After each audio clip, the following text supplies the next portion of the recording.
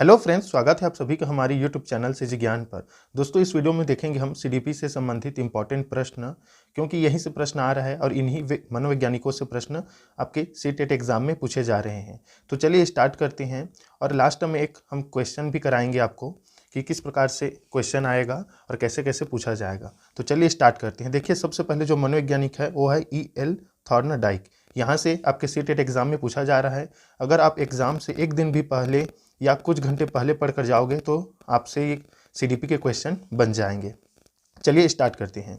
देखिए, E.L. Thorndike इन्होंने दिया है भूल एवं प्रयत्न का सिद्धांत, जिसे त्रुटि एवं प्रयास का सिद्धांत भी कहते हैं, ट्रायल एंड एरर थ्योरी, जिसे भूल एवं प्रयत्न के सिद्धांत भी कहा जाता है। याद रखिएगा, किसने दिया है? थॉर्नडाइक ने। कहाँ के वैज्ञानिक थे? तो देखो, अमेरिका के वैज्ञानिक थे। थॉर्नडाइक ने प्रयास एवं त्रुटि का सिद्धांत दिया। वे सोचते थे कि अगर किसी की उत्तेजना मतलब स्टिमुलस बढ़ा दे तो उसके प्रति अनुक्रिया रिस्पॉन्स करेगा, और वह जब बार बार अनुक्रिया को दोहराएगा तो वह कुछ न कुछ जरूर सीखेगा।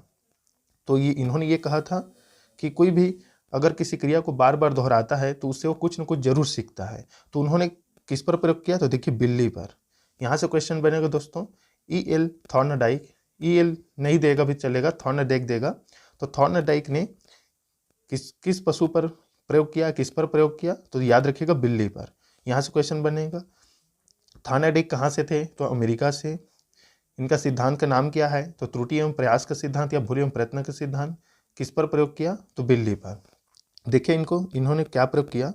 थॉर्नडाइक ने एक पिंजरे में भूखी बिल्ली को बंद कर दिया और बाहर एक मरी मछली रख दी। पिंजरे में एक लीवर लगा होता है जिस पर पैर पड़ने पर गेट खुल जाता है।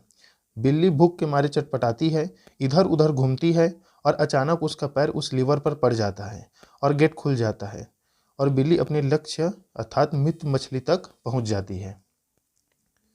तो इन्होंने जो प्रयोग किया है वो बिल्ली पर किया है। देखिए, आपने समझ लिया होगा। अगर वीडियो आपको धीरे लग रहा हो तो आपके वीडियो की जो स्पीड है उसे बढ़ाकर देखेंगे, वीडियो जरूर देखिएगा। चलिए इसमें देखते हैं अब अगला इन्होंने और क्या बताया है। देखिए, यह प्रयोग सिद्धांत यह बताता है कि जब हम प्रयास करेंगे तो त्रुटियां होंगी, लेकिन अंत में हम अपने लक्ष्य तक पहुंच जाएंगे, यानी सीख जाएंगे। तो देखिए, इतने के आपको क्वेश्चन बनाकर दे सकता है एग्जाम में। ये किसका सिद्धांत है या ये जो बात है वो किस सिद्धांत को फॉलो करती है? तो याद रखिएगा, थॉर्नडाइक के भूल एवं प्रयत्न सिद्धांत को। देखिए, थॉर्नडाइक के नियम कितने हैं? 2 नियम हैं, मुख्य नियम और गौड़ नियम, जिसे बोला जाता है प्राइमरी लॉ और सेकेंडरी लॉ। चलिए देख लेते हैं इसको भी। देखिए, प्रारंभिक जो प्राथमिक है या प्रारंभिक नियम है, प्राइमरी लॉ है, उसके 3 भाग हैं। पहला अभ्यास का नियम, तत्परता का नियम, प्रभाव का नियम। अभ्यास का नियम क्या कहता है?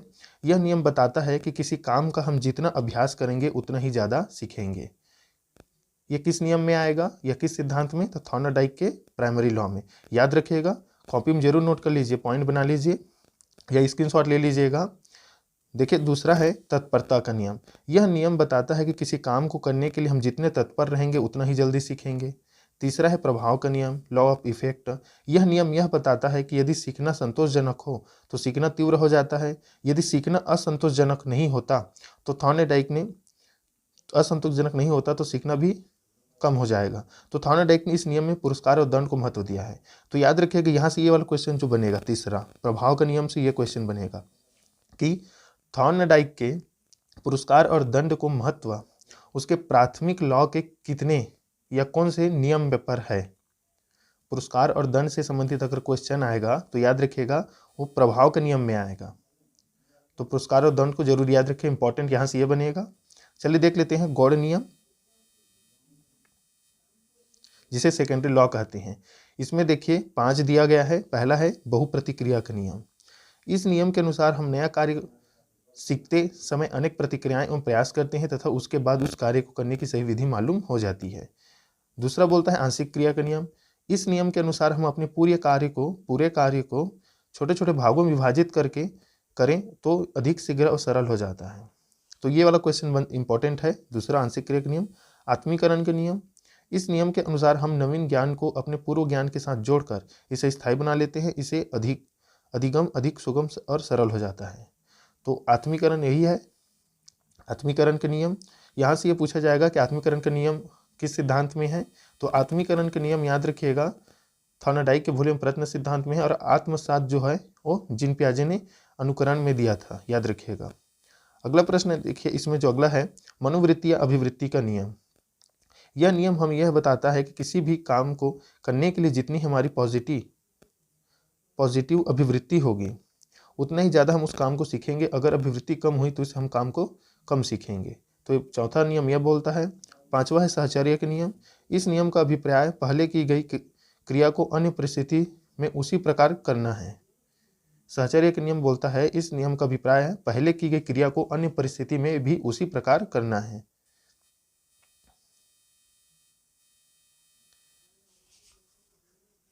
देखिए, एरर से संबंधित इसमें क्वेश्चन है। एरर मतलब त्रुटि, भूल। बच्चों के एरर उनके सीखने के प्रोसेस का एक पार्ट है। दूसरा है, ये बच्चों की थिंकिंग को समझने में एक रिसोर्स का काम करती है। स्टूडेंट्स की एरर संकेत इंडिकेट करती है कि उन्हें यांत्रिक अभ्यास की जरूरत है। तो ये है कुछ इंपॉर्टेंट पॉइंट्स। तो देखिए, चलिए अब सिद्धांत से संबंधित अब क्वेश्चन आपसे करते चलते हैं या आपको बताते चलते हैं। पहला, थॉर्नडाइक कहाँ के थे? तो अमेरिका के थे। किस पर अपना प्रयोग किया? बिल्ली पर। और इनके सिद्धांत का क्या नाम है? तो भूल एवं प्रयत्न या त्रुटि एवं प्रयास का सिद्धांत है। इन्होंने कितने नियम दिए? तो याद रखिएगा, 2 नियम दिए, मुख्य नियम और गौड़ नियम, जिसे प्राथमिक नियम और सेकेंडरी नियम भी कहा जाता है। जिस प्राथमिक नियम में अभ्यास का नियम, तत्परता के नियम और प्रभाव के नियम शामिल है, और गौड़ नियम में बहुप्रतिक्रिया के नियम, आंशिक क्रिया के नियम, आत्मीकरण के नियम, मनोवृत्ति अभिवृत्ति के नियम और साहचर्य के नियम शामिल है। तो देखिए, यहाँ से इतना प्रश्न पूछा जाएगा बस कि थॉर्नडाइक कहाँ से थे, उन्होंने किस पशु पर प्रयोग किया, उनके सिद्धांत का क्या नाम है, उन्होंने कितने नियम दिए। तो यहीं से इतना प्रश्न आएगा थॉर्नडाइक से, याद रखिएगा। तो इन सभी को पढ़ लीजिएगा, और वीडियो अगर आपको धीमी लग रही हो तो स्पीड बढ़ा लीजिएगा। चलिए देखते हैं अब अगला सिद्धांत। देखिए, अगला सिद्धांत है अल्बर्ट बंडूरा का सामाजिक अधिगम सिद्धांत, सोशल लर्निंग थ्योरी। किसने दिया है? अल्बर्ट बंडूरा ने। कहाँ के निवासी थे? तो कनाडा के। इन्होंने सामाजिक अधिगम का सिद्धांत दिया। इस सिद्धांत में दूसरे के व्यवहार को देखकर सीखा जाता है। समाज के मान्य व्यवहार को अपनाया जाता है तथा अमान्य व्यवहार को नकारा जाता है। क्वेश्चन ये भी पूछा जा सकता है, अल्बर्ट बंडूरा के जो सामाजिक अधिगम का सिद्धांत है वो किस पर आधारित है? तो सामाजिक व्यवहार पर। याद रखिएगा, मतलब ये जो वैज्ञानिक थे, मनोवैज्ञानिक थे, वह व्यवहारवादी थे। व्यवहारवादी थे क्योंकि उन्होंने व्यवहार पर अपना सिद्धांत दिया है। तो इनके सिद्धांत का नाम है सामाजिक अधिगम सिद्धांत। कहाँ के निवासी? कनाडा के। चलिए देखते हैं अगला। इस सिद्धांत में मुख्य 3 बातें इन्होंने बताया है, या इस सिद्धांत को 3 नामों से जाना जाता है। अवलोकनात्मक अधिगम का सिद्धांत, अनुकरण करना और मॉडलिंग। याद रखिएगा। तो देखिए, ये तीनों पूछा जा सकता है। क्वेश्चन में कैसा घुमा के पूछेगा, दे दिया रहेगा एक इसमें से और 3 और कोई रहेगा। अल्बर्ट बंडूरा से संबंधित इसमें से कोई ऑप्शन है, ऐसे पूछा जाएगा। तो आपको याद रखिएगा। तो ज़्यादातर तो ये पूछा जा रहा है मॉडलिंग, ये पूछा भी गया था एग्जाम में, तो याद रखिएगा। चलिए देखते हैं अगला। बंडूरा के according stage of learning. Bandura के अनुसार सीखने के कितने अवस्था है? तो देखिए, 4 हैं, अवधान, धारण, पुनर्उत्पादन और अभिप्रेरणा। इंग्लिश में अटेंशन, रिटेंशन, रिप्रोडक्शन और मोटिवेशन। तो ये 4 हैं, याद रखिएगा। सीधा आपसे पूछा जाएगा बंडूरा के अकॉर्डिंग अधिगम की कितनी अवस्था है? तो 4 हैं, अवधान, धारण, पुनरुत्पादन, अभिप्रेरणा। इंपॉर्टेंट है, याद रखिएगा। तो क्वेश्चन बस यही पूछा जाएगा, बंडूरा ने जो सिद्धांत दिया उसका क्या नाम है? तो सामाजिक अधिगम का सिद्धांत। कहाँ के निवासी थे? कनाडा के। अन्य नाम क्या क्या है तो ये देख लीजिएगा आप तीनों को। और उनके जो अवस्था कितनी है? तो 4 है सीखने का। तो अवधान है, धारण है, पुनरुत्पादन है, अभिप्रेरणा है। और कौन से ये मनोवैज्ञानिक थे? तो व्यवहारवादी। याद रखिएगा। चलिए देखते हैं अगला। देखिए, पावलोव। पावलोव ये बहुत ही इंपॉर्टेंट प्रश्न है, यहाँ से क्वेश्चन बनेगा। पावलोव का सिद्धांत क्या है? तो शास्त्रीय अनुबंधन सिद्धांत, जिसे बोला जाता है क्लासिकल थ्योरी। याद रखिएगा, शास्त्रीय अनुबंधन सिद्धांत है, क्लासिकल थ्योरी इन्होंने दिया है। यह एक रूसी वैज्ञानिक है। ये इंपॉर्टेंट प्रश्न, इनको 1904 में नोबेल पुरस्कार मिला। ये इतना इंपॉर्टेंट नहीं है लेकिन याद रखिएगा फिर भी। इनके अनुसार किसी की उत्तेजना के पैरेलल अगर कोई सिग्नल निर्धारित कर दे तो समान प्रतिक्रिया करेगा जितना वह उत्तेजना बढ़ाने पर करता था। तो ये जो है क्वेश्चन बनेगा, यहाँ से याद रखिएगा। पावलाव सिद्धांत, वैज्ञानिक के नाम क्या है? IP पावलाव, याद रखिएगा। रूसी वैज्ञानिक थे, शास्त्रीय अनुबंधन सिद्धांत इन्होंने दिया है, याद रखिएगा। इंग्लिश नाम भी देख लीजिए, क्लासिकल।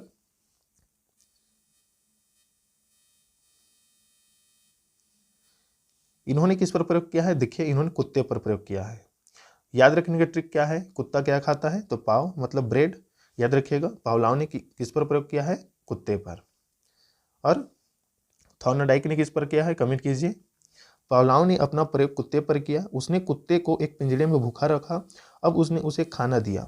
खाना देखते ही कुत्ते के मुंह से लार टपकनी शुरू हो गई। जब वो कुत्ते को खाना देता था तो खाना देने से पहले वो एक घंटी बजा देता था। कुछ दिन बाद कुत्ते को लगने लगा कि जब घंटी बजेगी तभी खाना मिलेगा। अब जैसे ही घंटी बजती थी तो कुत्ते के मुंह से लार टपकनी शुरू हो जाती थी। अब उत्तेजना बढ़ाने का काम घंटी कर रही थी। इस तरह कुत्ता घंटी के साथ संबंध स्थापित कर लेता है। देखो, इसमें कुत्ता जो है घंटी के साथ संबंध स्थापित कर लेता है। जब भी घंटी बजता है तो उसे पता चल जाता है कि मुझे खाना मिलने वाला है और उससे मुंह से लार टपकने लगता है। तो ये जो कुत्ते पर प्रयोग है वो पावलाव ने किया था, याद रखिएगा। इंपॉर्टेंट प्रश्न यही से बनेगा।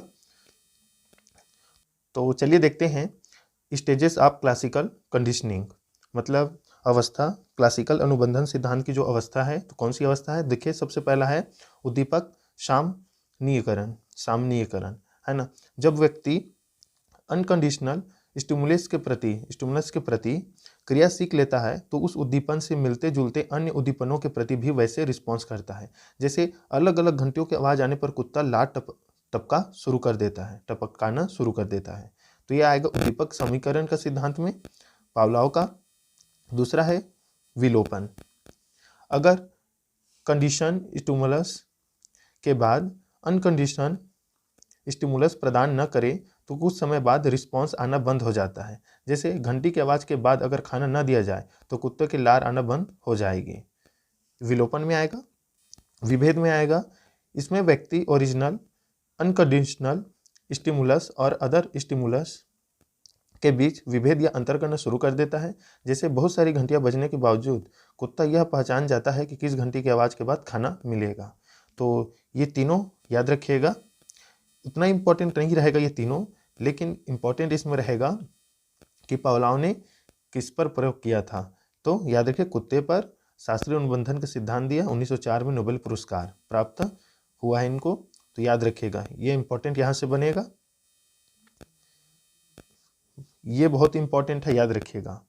B.F. स्किनर का क्रिया प्रसूत अनुबंधन सिद्धांत, ऑपरेंट कंडीशनिंग थ्योरी, किन्होंने दिया है? तो स्किनर ने दिया है। कहाँ के वैज्ञानिक थे? तो देखिए, अमेरिका के हार्वर्ड विश्वविद्यालय के प्रोफेसर B.F. स्किनर द्वारा किया गया। ये हार्वर्ड विश्वविद्यालय के प्रोफेसर भी थे। ये भी क्वेश्चन पूछा जा सकता है। B.F. स्किनर ने सबसे अधिक अनुक्रिया पर जोर दिया है, तो रिस्पॉन्स पर, याद रखिएगा। ये क्वेश्चन बनेगा, ऑप्शन में दे दिया जाएगा। 4 ऑप्शन बनाकर उसमें अनुक्रिया शामिल कर दिया जाएगा। तो B.F. स्किनर ने अनुक्रिया पर जोर दिया है, इसलिए इसे क्रिया प्रसूत अनुबंधन का सिद्धांत कहा जाता है। याद रखें, इंपॉर्टेंट प्रश्न यही है कि स्किनर ने कौन सा सिद्धांत दिया है? तो क्रिया प्रसूत अनुबंधन का सिद्धांत, ऑपरेंट कंडीशनिंग थ्योरी। चलिए देख लेते हैं इसका प्रयोग। इन्होंने प्रयोग किस पर किया है?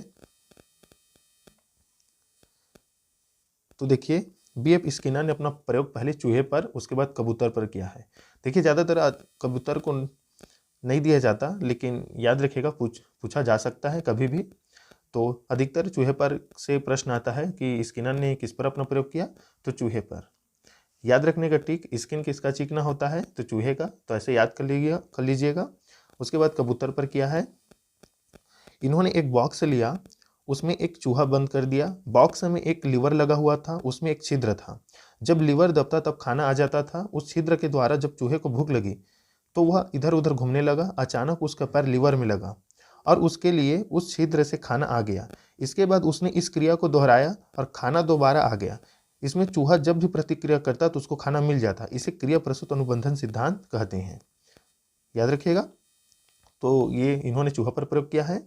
और देख लेते हैं इस प्रयोग से यह निष्कर्ष निकलता है कि पहले अनुक्रिया रिस्पॉन्स होती है, बाद में स्टिमुलस मतलब उद्दीपन होता है। जैसे जैसे पुनर्बलन मिलता है वैसे वैसे सही अनुक्रिया करने और लक्ष्य तक पहुंचने की प्रक्रिया में तीव्रता आती है। तो सीखने की अनुक्रिया में पुनर्बलन का विशेष महत्व होता है। मतलब इन्होंने पूरी तरह से अनुक्रिया या रिस्पॉन्स पर इनका सिद्धांत जो है आधारित है। क्रिया प्रसूत अनुबंधन सिद्धांत याद रखिएगा किसने दिया है, तो स्किनर ने दिया है। प्रयोग किस पर किया है, चूहा पर, और उसके बाद कबूतर पर। तो देखिए पुनर्बलन, जिस उद्दीपक को देने से अनुक्रिया करने की संभावनाएं बढ़ जाती है उसे पुनर्बलन कहते हैं। जैसे पेपर पास करने पर पेरेंट्स द्वारा साइकिल या मोबाइल देना, इसे बोला जाता है पुनर्बलन। पुनर्बलन दो प्रकार का होता है, सकारात्मक भी और नकारात्मक भी। जैसे भोजन पानी नौकरी प्रशंसा आदि सकारात्मक है। नकारात्मक पुनर्बलन होता है जैसे दंड देना, मना करना या डांटना आदि। प्राणी को यदि सकारात्मक पुनर्बल दिया जाता है तो प्राणी क्रिया को दोहराता है, और यदि नकारात्मक पुनर्बल दिया जाता है तो प्राणी क्रिया को नहीं दोहराता। याद रखिएगा, इंपॉर्टेंट रहेगा। पुनर्बलन के प्रकार दो हैं।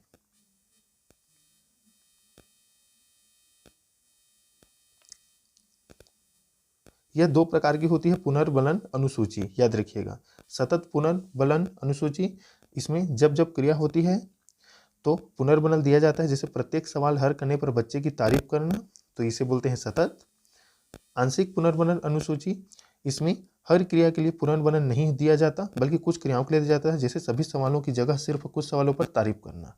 तो ये थे इंपॉर्टेंट प्रश्न जो कि इन वैज्ञानिकों से थे, जैसे पावलाव, स्किनर, थॉर्नडाइक और बंडूरा। बंडूरा कहाँ के निवासी थे, कनाडा के। थॉर्नडाइक अमेरिका के, और पावलाव रूस के।